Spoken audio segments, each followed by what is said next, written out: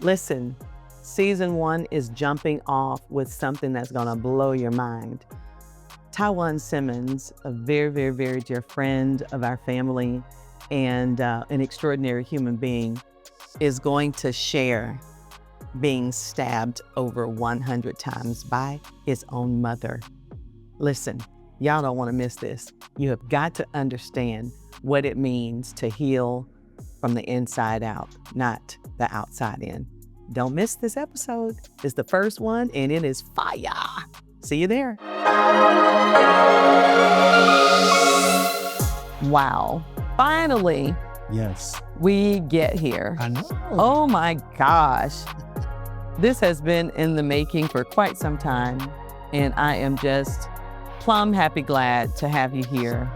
I call you Ty. Yes. Others call you Pastor. Yes. Others call you Taiwan Simmons, Yes. the coach, the leader, the overcomer, the thriver, the really, really, really amazing fella. Amen. Yeah. And so I'm honored to have you on the Apology Podcast as we jump off, honey, for season 2. Yes. Yeah. Yes. Yeah. Yeah. I'm excited to be here. Yeah. I'm excited to be here. You are absolutely right. It has taken us a minute to get here. Yeah. I'm glad we're here. Yes, I'm glad we're here. yes, yes. And so honored. So honored. Absolutely. I think and believe with my whole heart that any of us who have a healing story have thousands and thousands and thousands and thousands upon people who need to hear it, Yeah. who need to be inspired to do the work, to choose themselves. And when we think about how all of these things happen to us, personal authority to me is the absolute game changer. When we decide, oh my goodness, I have some stakes in this, I got some stuff I can do. Okay, I don't know how to do it, but let me learn. Some people don't even have that narrative. Right. They don't even have the forethought. Oh my goodness, I get to decide Yes. that I can heal. Yes. So where did your first apology story begin? Like, if you look back. Wow. Yeah. Wow. My first apology story started at the age of 7. And it was a huge, well, and you know already about the story, but for those who have not seen or have not had an opportunity to hear this story is about life and death. Mm. And so I'm going to paraphrase a little bit Sure. just to kind of get to the point. Yeah. Very, very young and very, very naive. So a lot of things that were going on around me didn't make sense. But I lived with my mom, was a little guy, had been in and out of my great-grandmother's home, and my mom, who has a mental health illness and has had that since I was 2 years old, did what she usually does, which is she came back and she got me from my great-grandmother's home, and we went and we were in this apartment, and life was good for about 2 years. And right around that 2-year mark, things begin to change. But when you're a kid, you don't notice or recognize the signals. Right. And so one Saturday morning, my mom woke me up and then she assaulted me. And she assaulted me for about 3 hours. And the gory details are just that. But I thank God that I'm still here and aware and alive and reflective about that opportunity. But that was my first apology opportunity, right? It was the first time that, number one, I felt alone. I felt like I was rejected, and the room, all of the air came out of the room when I was experiencing this. And even when I look back on it today, Yes. I can still see all of the details Right. very vividly. For sure. Where the television was, where the dresser was, where I was positioned near the windows, Yes. where she was, where her bed was. Yeah. But when I got older, I operated in resentment. Yeah. And an apology wasn't the first thing that was on my mind. Right. So I want you to explain just a little bit when we use the word assault. Yes. I want to articulate that for the people who are going to be watching. Yes. So my mom went into the kitchen and grabbed a steak knife as I was trying to figure out what was going on, and proceeded to stab me over 100 times. The very, very poignant thing that I can remember is that I saw that it wasn't her.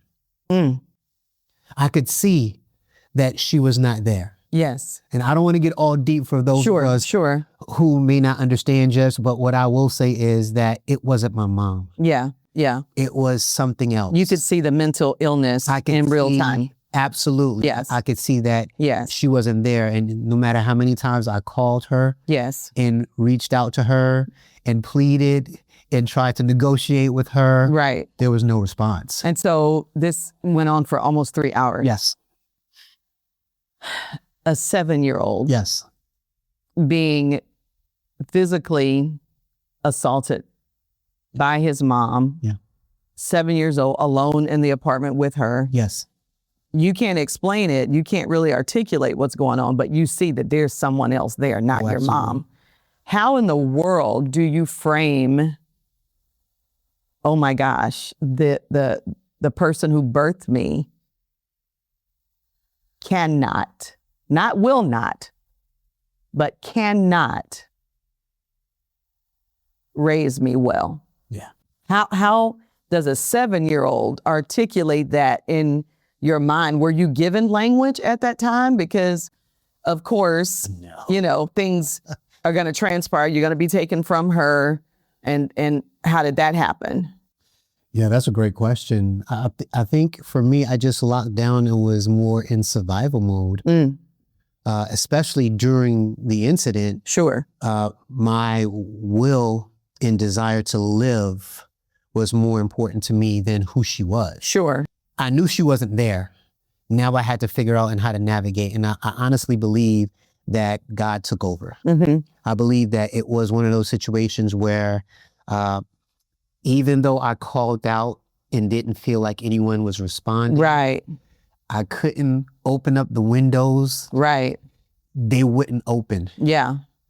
And they open all the time. If you're reading in between the lines. Yes, yes, yes, yes. But they wouldn't open. Yes. And so I just wanted to survive. Right. I just wanted to figure it out. And it was normal. And a lot of times as kids, as children, whatever you experience is what's normal. So it was normal. It was a cycle that I was used to. So, but not to that level, not to that level. degree. Not to that degree. You were used to her acting out. You were used to her doing very odd things that you couldn't articulate. Right. And during those years, even as early as 4, 5, 6, 7 years old, did your family speak about mental illness? Did they share with you, your mom is not well? Not in a healthy way. Okay. It wasn't healthy. It was, I was the black sheep and I was ostracized. It was, your mom's sick. It was, she needs help. Okay. It was a lot of fear. So they didn't have the language either. They didn't have the language. Yes. Right. Yeah. So it was, no one really knew how to tell me that my mom was not well, and here are the reasons why she's not well. Right. And here's what's going on with her. Right. It was more of, at 2 years old, she had an episode. I got taken away. Yes. I went to my great-grandmother's house. 2 years later, she came back and got me. Okay. We moved into an apartment. She was good for about 2 years. Yes. She had an episode. Right. And that was the cycle. Yeah. No one sat me down and said, Ty, or man, which is what they used to call me. Hey, man, this is what's going on with your mom. It was just like, I want to keep you away from her. I want to keep you safe. Yes. I want to make sure that she doesn't hurt you or anybody else. Do you believe that if they would have had the language, if they would have had the words to share, do you believe you would have been able to understand and grasp it at 4, 5, 6, 7 years old? Because, in our formative years, of course, our brain function, if we're healthy, is vibrant at that time. I mean, we're like sponges, but in society, we're taught, oh, keep the kids away from this. Don't tell the kids this. Keep this away. Oh, don't tell them that they died. Tell them they went to heaven. You know, things of that nature. Not understanding that many times we're halting their growth and understanding because we're putting our adult mind on this child and thinking, that's too heavy. That's too heavy. Don't do that. Don't do that. But there's a reality happening here, and that reality is, at this point, you're going to be taken away from your mom again. Yes. But this is egregious. Yes. Over 100 times, you've got marks all over your body from her taking a steak knife to your body. Yes. And this happened slowly but surely over 3 hours. Mm-hmm. This is absolutely diabolical behavior for anyone, but for a 7-year-old. So, of course, you're taken away. Mm-hmm. And what happens? Do you go live with family or? Foster care. Foster care. But I want to come back and talk about what you said, because you were saying something that is so significant, because especially in the African-American home, there's this, I got to keep a secret. Yeah. Don't say anything. Yes. You know, because. As if it's going to go away. Right. Because of this. Or it's going to get better or something. Right. Yeah. And our brains, like you said, they absorb and they learn and they pick up everything. Yes. And I had to draw my own conclusions about things as a kid. Right. As a 2-year-old, 3, 4, all the way up to 7 years old. And not to toot my own horn, but I was fairly intelligent as a 4 and 5-year-old. Sure. My great grandmother had cancer and she also had diabetes. And so at 5 years old, she walked me to her appointment. And at 5 years old, I used to administer her insulin to her. So the doctor explained to me what to do. He showed me how to do it. And at 5 years old, I was able to give her a needle. And so as children, we can understand and we can process. Oh, for sure. We can evaluate things so that we don't create our own conclusions for things because we don't have the information. Right. We don't have the information. Being taken away from your mother after you've been assaulted, what is that like in foster care? So the first thing was I didn't know how I even got to my great grandma's house to begin with. Later on, they told me I was in shock. Yes, for sure. In a couple of days, I was gone. Sure. And I wasn't really worried about being taken away from my mom at that point. I was more worried about being taken away from my family. Sure. Because this was a cycle for me. So I was used to this. This was my norm. Right. The fact that I was going into foster care didn't make sense to me. Gotcha. Right, because this is history. Right. We know this. This is how it goes. This, just so happens that she did it to me this time, but I mean, she had done some egregious things. Yes. You know, she had been arrested for arson and she had been hospitalized for assault and, you know, various things. Sure. And even as a young child, I understood that mommy wasn't well and she was doing things she wasn't supposed to be doing. Sure. And I've actually witnessed some of those things. It was just that this was about me now. Right. And so in my mind as a child, though, I wasn't thinking that you would take me away from my family because she's doing what she usually does. Yeah. And so the foster care experience was not only foreign, but turns out it could be helpful. Yeah. Share a little bit about that. Sure. It wasn't helpful at first. I know. So I had 2 different experiences in foster care. And the first experience was a horrible one. Yeah. And the foster parent, she had more children than she was supposed to. Sure. When I look back on it, it probably was a source of income for her. Right. You see that often. And she was religious. And she didn't take very good care of any of us. And I was with her for about 6 months. And we ate Chinese chicken wings and French fries every day. Oh my gosh. No, for real. Oh my gosh. When people hear this, they be like, come on. Oh my gosh. Every day. Oh my gosh. From the Chinese restaurant. So if you're from the city, like I'm from the city, Chinese restaurants all over the place. Yes. And it was cool at first, a couple days. But then when I realized, even as a kid, Right. like this is all we're eating every day. Right. It got tired very, very quick. Yes. I cannot remember a different meal that we had at her house. So she had to be mental too, but we're not going to talk about that. Maybe when she was counting her coins. Strange behavior. Yeah. And so 6 months there. Yes. And then how did you move from that place to the second location? Divine intervention. Okay. One day I was outside as I normally was. Mm-hmm. And it probably was about 15 degrees. And this is in the winter in New York City. And she didn't buy us coats. So I didn't have a coat. And so I'm out there with a sweatshirt on and it's freezing. And it just so happens that my cousin lived in another building and was walking by. And she walked by and she saw me sitting there freezing my you-know-what's on. Yes. And she turned and she looked, she said, "Ty, is that you?" And I looked up and I said, "Oh my goodness."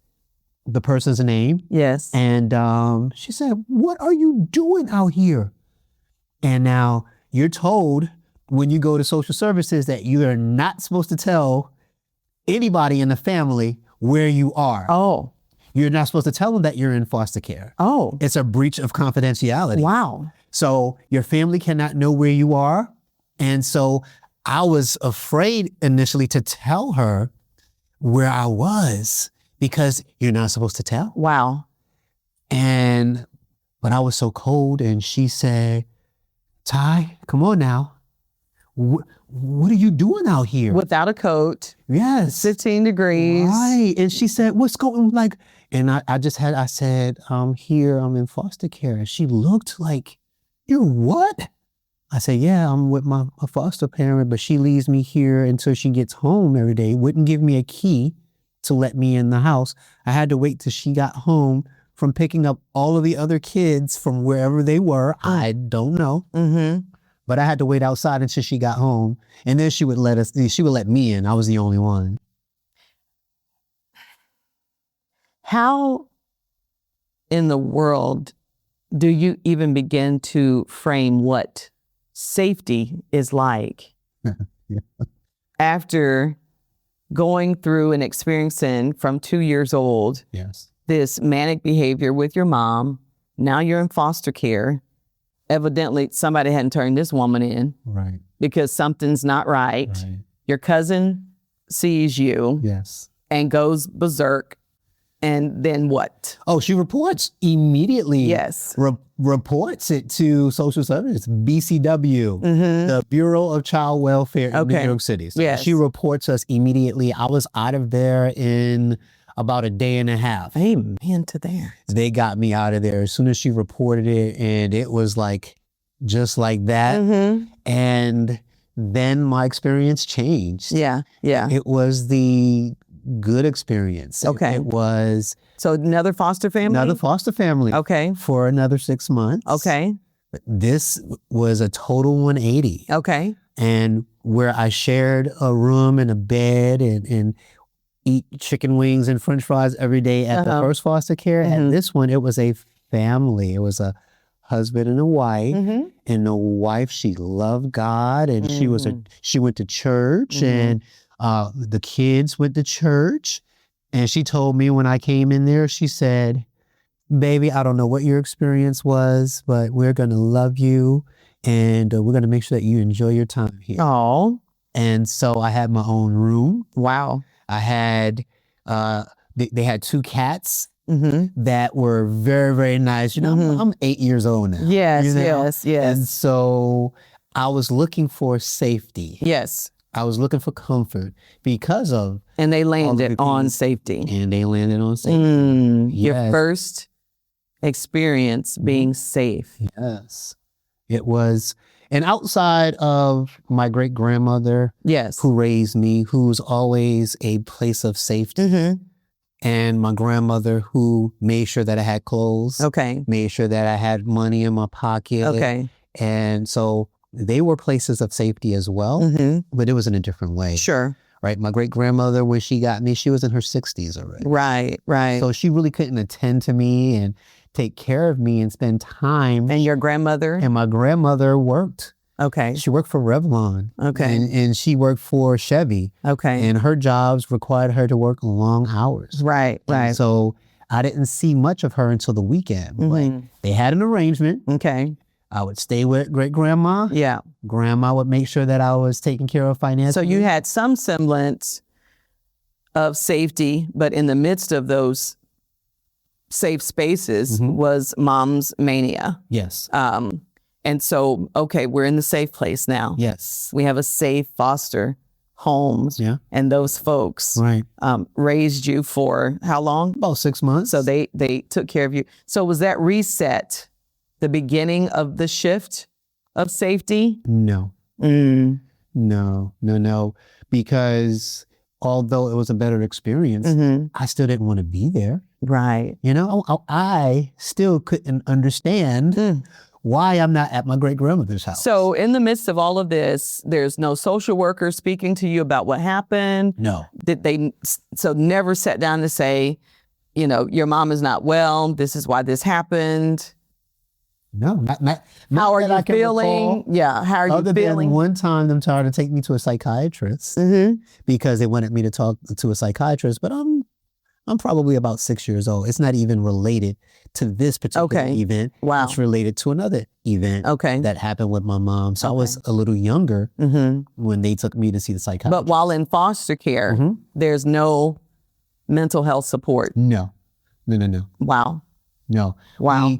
What was really, really great, though, about the foster mom is that she understood the power of family and she understood the necessity for connection. Yes, yes. It just so happens that she would take us to visit her sister because on the weekends she had to go and serve at church and she was doing some other things. Yes. Her sister, her daughter, lived right around the corner from my great grandmother's house. Oh my goodness. So, these are all the, the God divine interventions that took place in the process. That when I look back on it, when I became older, I really realized that God was there. Right. So she's not supposed to allow me to have contact with my family. Yes, right. But she told her daughter, hey, his family lives right around the corner. Let him see them. Yes. And so even though she wasn't supposed to, she would let me go and she would say, hey, you come back in a couple hours. Yes. And I would go. Yes. And I would see my family. Yes. And I would come back in a couple hours. Yeah. And that went on for 6 months. That went on for probably about 4 months. 4 months. Okay. Right. Because as I look back on it, it probably was she wanted to settle me in, make sure she understood what my needs were, who I was, if I was going to be a problem kid. Right, right. Once that was established that I was a good kid, I did make a couple mistakes while I was there. Sure. Overall, though, I think I did a good job.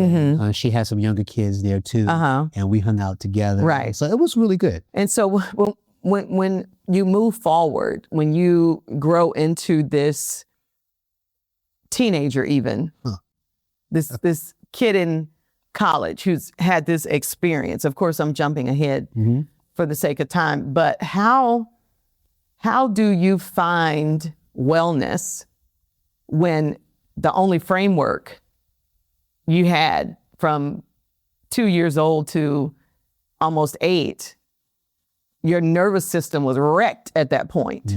So how do you find wellness when you've realized in real time your biological mother cannot, not will not, but she does not have the capacity to keep you safe, even be safe for herself.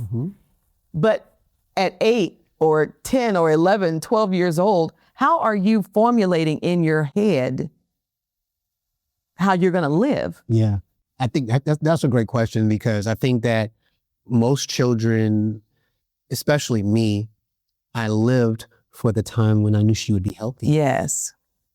Yeah. And I accepted that because that was a part of the cycle. Yeah. So even though I knew that at some point there was going to be a breakdown and a relapse, I just lived for the time that I would be with her. Because what kid doesn't want to be with their mom and dad and want to have the, nuclear family, right? And, mom, dad, a dog, and, picket fence. So my version of that was just being able to have that time with her for those 2 years. And I knew that if I had that, it would be okay.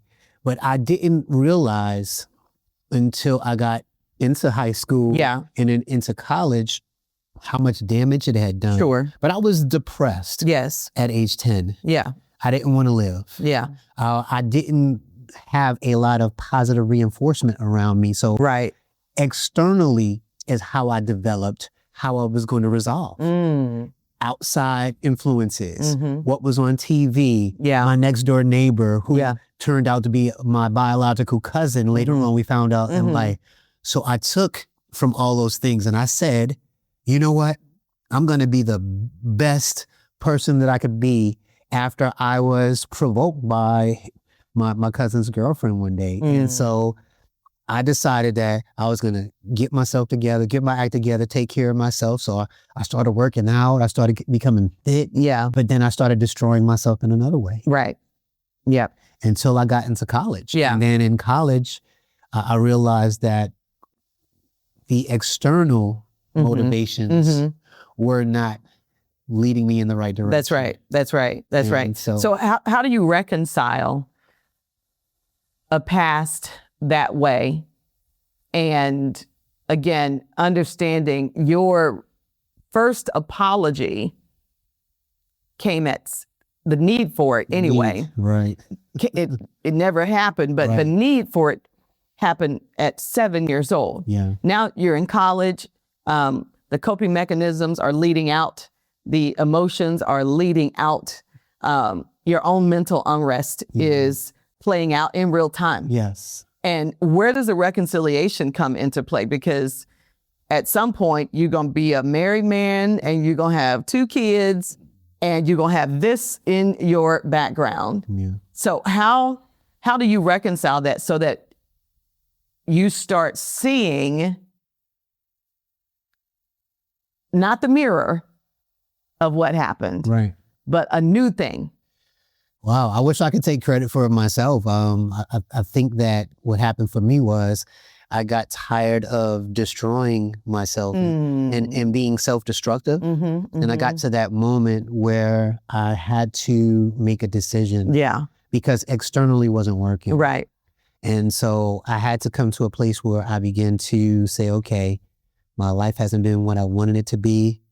It turned out this way, but I have to forgive. Because the apology, the reconciliation is most likely not going to happen. Right. And I got there because some of the decisions that I made started to backfire and come back on me. And so now I'm feeling this pressure. A little pressure. I'm feeling this pressure now because of those decisions that I made. And it pushed me towards the very things that I had been exposed to as a child that were those God winks. Yes, those divine. You look back over your life. Right. Yes. Those instances where you see that greater power was there. Where you felt so alone. Absolutely. Felt neglected, abandoned, but you look back and go, he was there. Yeah. And so I knew enough to have this conversation with myself and with my God. Yes. And I made some commitments at that point.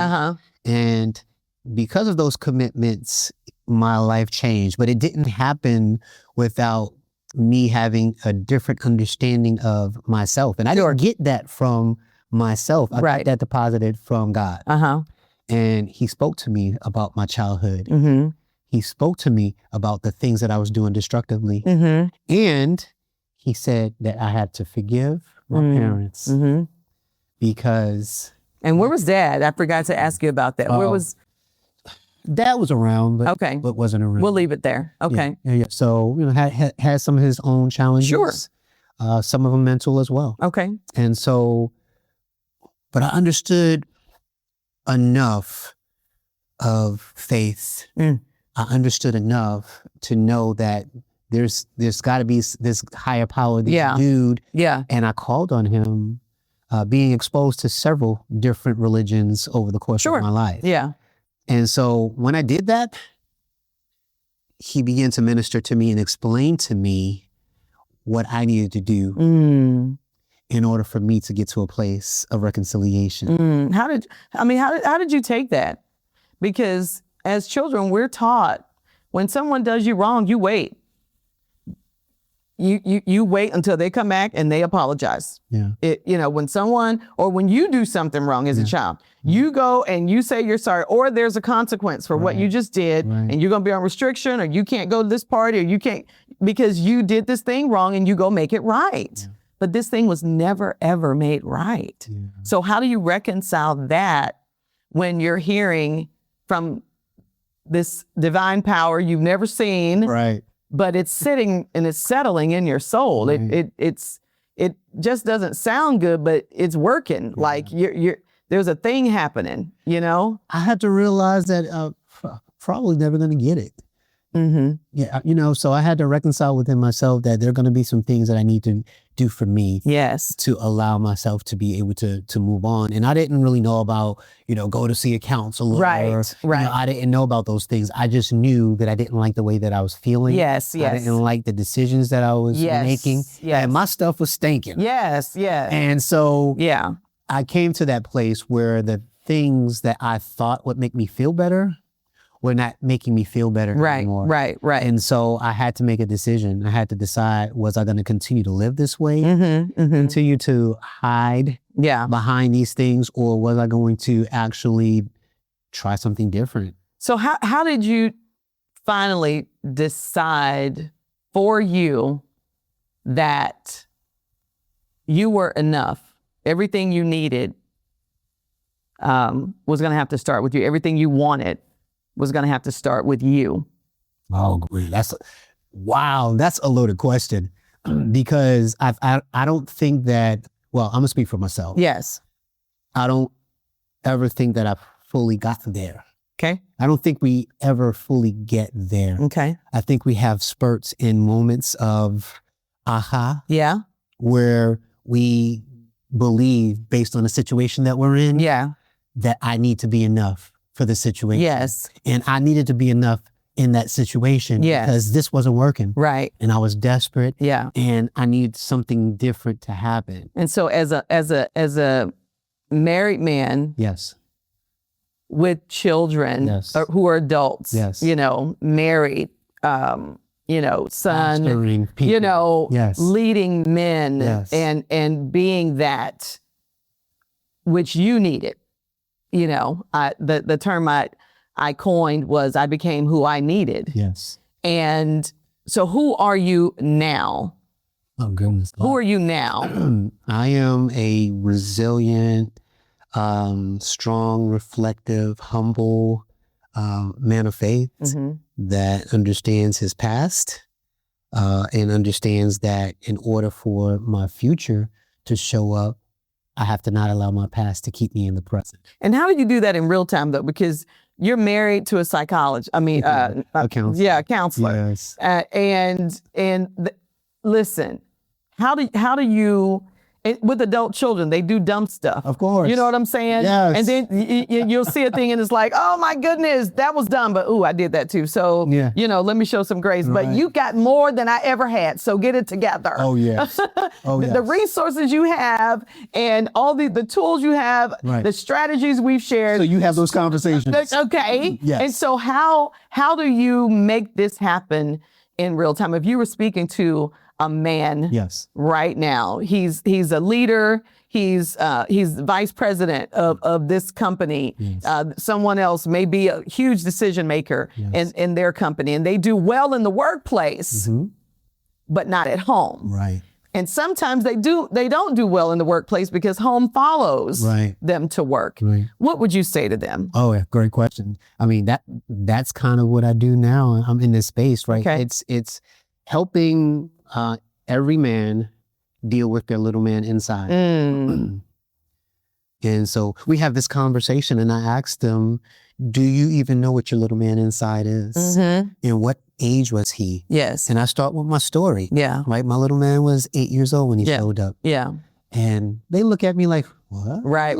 What do you mean? Right. Right? And so we teach them how to do 3 things. Spend time with him, honor and respect him, and grow him up. Yes. And there's a develop process. him. We have to acknowledge him because he's screaming. Yes. He's crying out because he wants the apology. Yes. He wants reconciliation. Yeah. And he doesn't know how to get it. Yeah. And so just teaching him actually how to go back to whatever age he was and then honor and respect those things. Because in most cases, what men don't realize is that they're asking for something and expecting something that was never available to them in the first place. Except from within. That's it. This has been amazing. Absolutely. Thank you. Thank you. Thank you. I'm going to have to bring you back. Yes. Because this is so good. Yes, but this is a great beginning. I'm so, so, so honored to have you here, not just on the Apology Podcast, but in society. Men need what you have to offer. And thank you for choosing you. Amen. Thank you for choosing better. Amen. And thanks for having me on here. Absolutely. And for the work that you're doing to help facilitate these conversations, because these conversations are so needed, because men need to understand that it's really about what's going on in the inside. And men matter too. Yes. Absolutely. Absolutely. Thank you so much. Absolutely.